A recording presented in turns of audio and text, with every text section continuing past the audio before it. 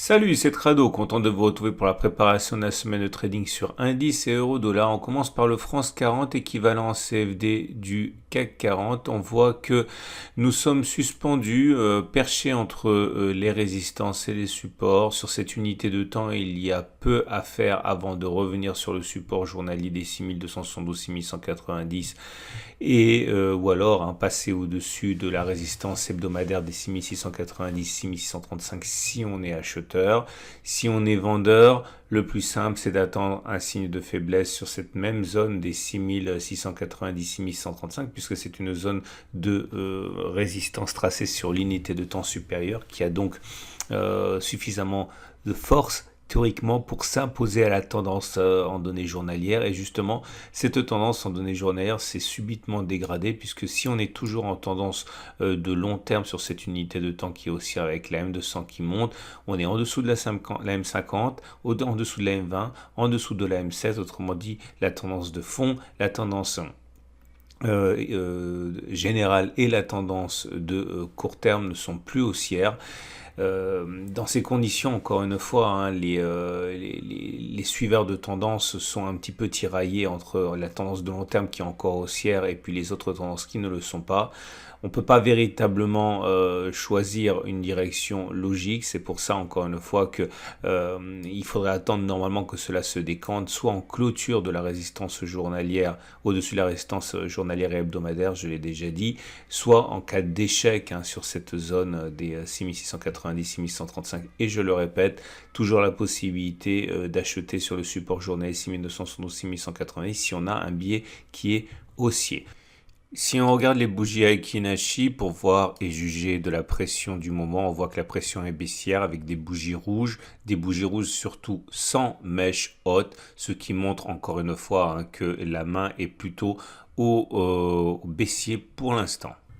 Sur les données 4 heures, on voit que la tendance est baissière. On est en dessous de la M200 qui descend, en dessous de la M50 qui descend, en dessous de la M20 qui descend, en dessous de la M7 qui descend. Donc la tendance de long terme, la tendance de fond, la tendance générale et la tendance immédiate sont toutes baissières sur cette unité de temps.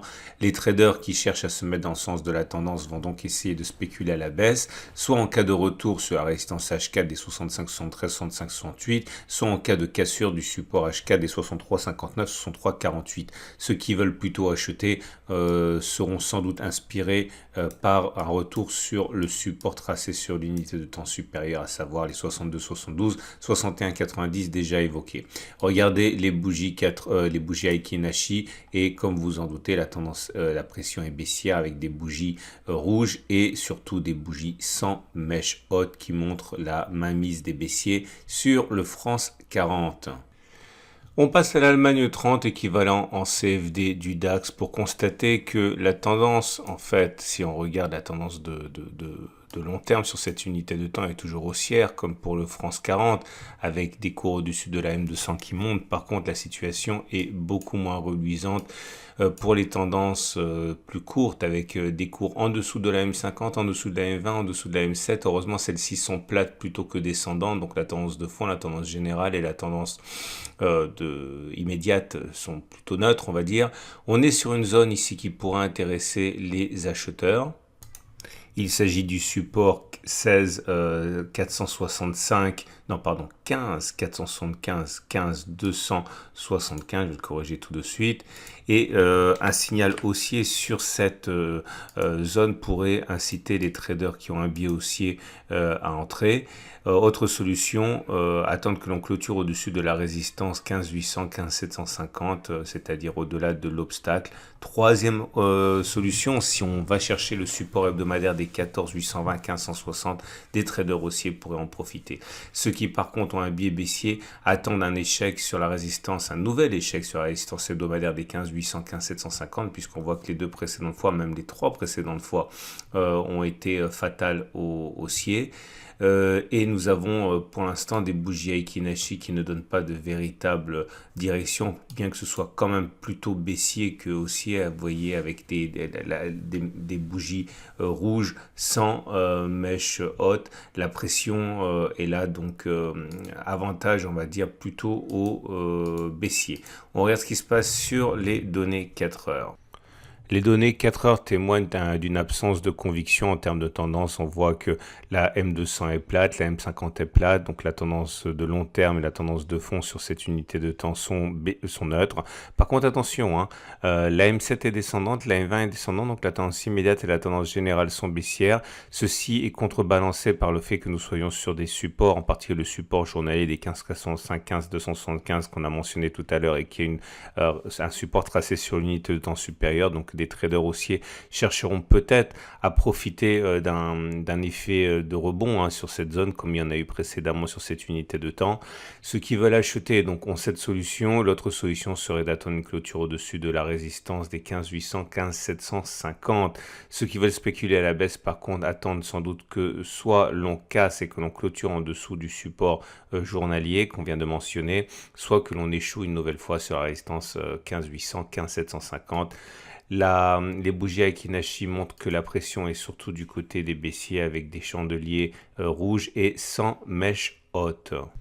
Et on passe au Nasdaq. En CFD, ça donne l'US Texan et on voit que là aussi sur les données journalières, la tendance de long terme est haussière avec la M200 qui monte, de même que la tendance de fond et que la tendance générale. Par contre, la tendance immédiate devient baissière avec des cours en dessous de la M7 qui descend. La M20 fait le travail de support pour l'instant dynamique, hein, aidé il est vrai par le support journalier des 14 550, 14 715.